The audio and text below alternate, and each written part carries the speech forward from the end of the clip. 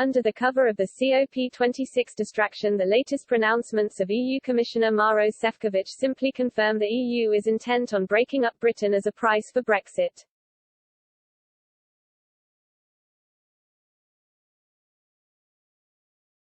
Šefčovič cannot be allowed to talk the issue into the ground. Let us remember it was the EU who said no hard border controls were necessary thanks to the protocol, and there was no need to renegotiate any aspects of it because there are no damaging outcomes resulting from it.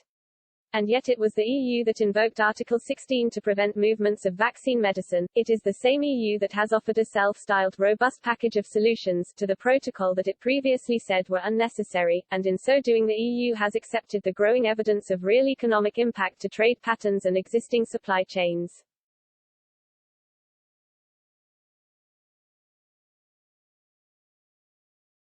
The reality is Maros Šefčovič is a siren voice offering sweet reasonableness which, on detailed inspection, amounts to very little and does not alter the direction of travel of Northern Ireland being absorbed into the EU's ever greater union.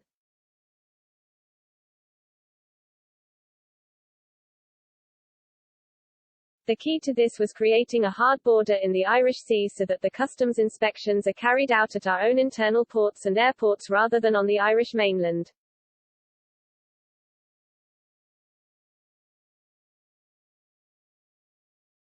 The UK has acted in good faith, but the EU has been duplicitous.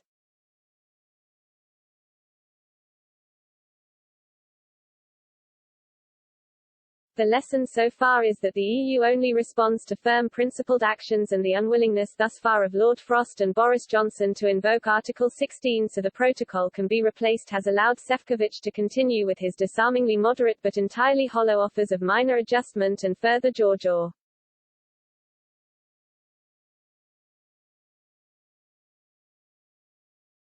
There was briefly a theoretical advantage of the protocol whereby export-oriented Northern Ireland businesses could have used their location in both the EU's and UK's customs regimes to gain frictionless access to the EU's single market.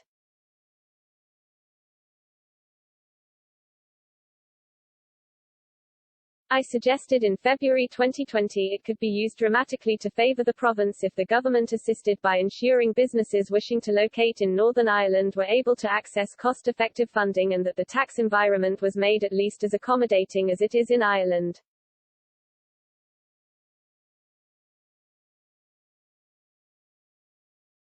Had government investment been forthcoming, some of the union-busting impact of the protocol could have been neutralised.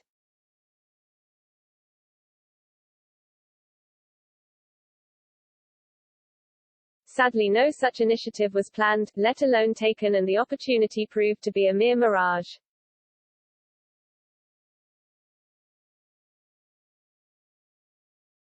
The chance, at least on paper, of using the protocol to boost the Northern Irish economy and so pull Ireland towards the UK, as opposed to allowing Northern Ireland to be pulled towards the EU, was lost.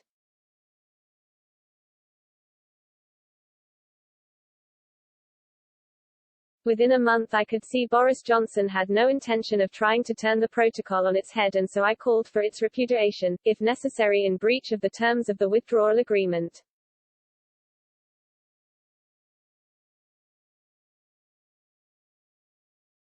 The government has since shirked every opportunity to reform the protocol. It launched the Internal Market Bill and then dropped Northern Ireland from it.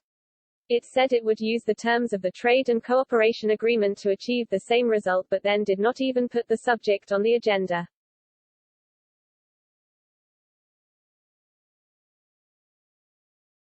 It has all year sat back and watched as the hard Irish sea border wreaked havoc with trade flows between Great Britain and the province.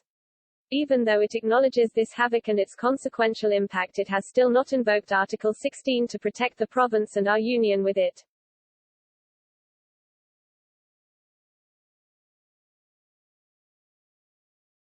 Inbound M&S lorries being turned away at Belfast or Larne for not having the correct paperwork or using the wrong colour of ink, causes mirth in Dublin and Brussels.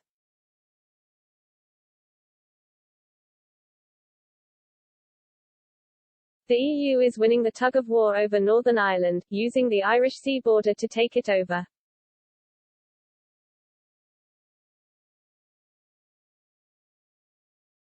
The latest Irish trade figures from Dublin reveal a 43% increase in exports from the Republic to Northern Ireland in the first 6 months of 2021.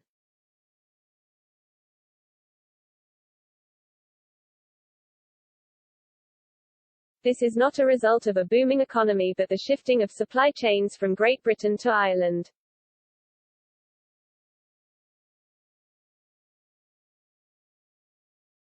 The protocol is being used by Ireland to capture Northern Ireland economically.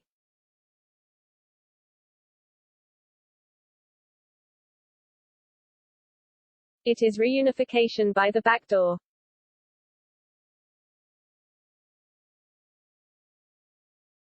There is still time to save the day but, to do so, Maros Šefčovič must be ignored and the protocol must be ditched.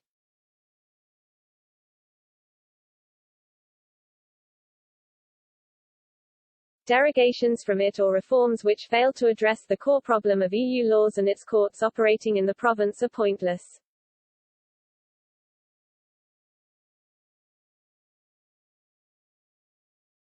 Allowing the courts of justice of the European Union to be the supreme arbiter over the protocol is the same as giving the EU complete control over Northern Ireland's destiny.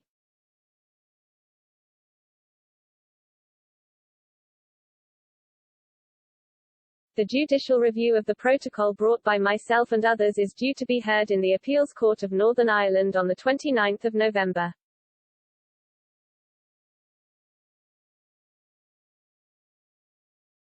If the government is serious about its desire to eject the EU's justiciary from Northern Ireland, it should not resist our review.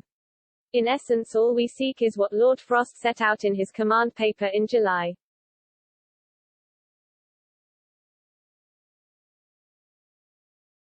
That the government is resisting, evidences a lack of coherency to the point of incompetence.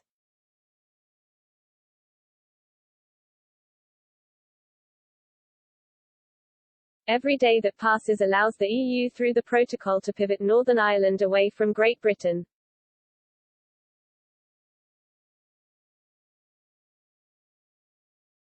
That is Maros Šefčovič's game. By not challenging him directly, the union of Northern Ireland with Great Britain hangs by a thread.